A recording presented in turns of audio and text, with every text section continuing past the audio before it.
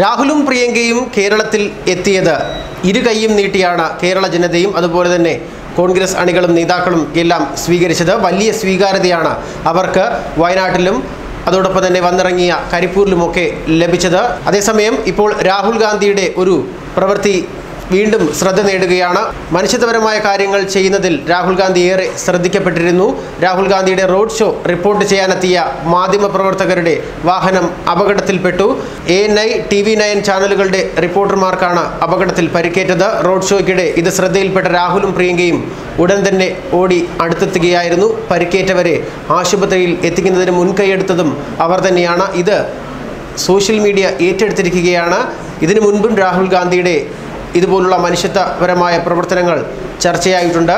രാഹുൽ ഗാന്ധിയുടെ ഫോട്ടോ എടുക്കുന്നതിനിടെ തറയിൽ വീണ ഫോട്ടോഗ്രാഫറെ താങ്ങിയെടുക്കുന്ന രാഹുൽ ഗാന്ധിയുടെ ദൃശ്യങ്ങളെല്ലാം ഇതിനു മുൻപ് വൈറലായിട്ടുള്ളതാണ്. ഈ സാഹചര്യത്തിലാണ് ഇപ്പോൾ കേരളത്തിലെത്തിയപ്പോഴും അത്തരത്തിൽ ഒരു മുഹൂർത്തത്തിന് സാക്ഷ്യം വഹിക്കുന്നത്.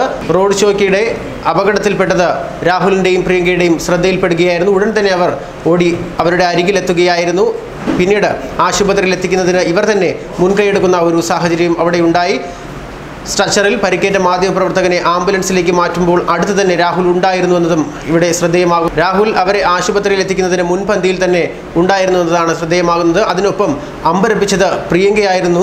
പ്രിയങ്ക പരിക്കേറ്റ മാധ്യമപ്രവർത്തകന്റെ താഴെ വീണ ചെരുപ്പ് കയ്യിൽ പിടിച്ചുകൊണ്ട് രാഹുലിനൊപ്പം നിൽക്കുന്ന വീഡിയോ ഇപ്പോൾ സമൂഹ മാധ്യമങ്ങളിൽ വൈറലായിരിക്കുകയാണ്. ഇത് വലിയ ചർച്ചയാണ് ഇപ്പോൾ ആയിരിക്കുന്നത്. രാഹുൽ ഗാന്ധിക്കൊപ്പം കളക്ടറേറ്റിൽ പത്രിക സമർപ്പിക്കാൻ എത്തിയതാണ് പ്രിയങ്ക ഗാന്ധി. ഈ സാഹചര്യത്തിലാണ് ഇങ്ങനെ ഒരു സംഭവം അരങ്ങേറിയത്. ഇതിൻ്റെ വീഡിയോ ദൃശ്യങ്ങളെല്ലാം ഇപ്പോൾ സമൂഹ മാധ്യമങ്ങളിൽ വൈറലായിക്കൊണ്ടിരിക്കുകയാണ്.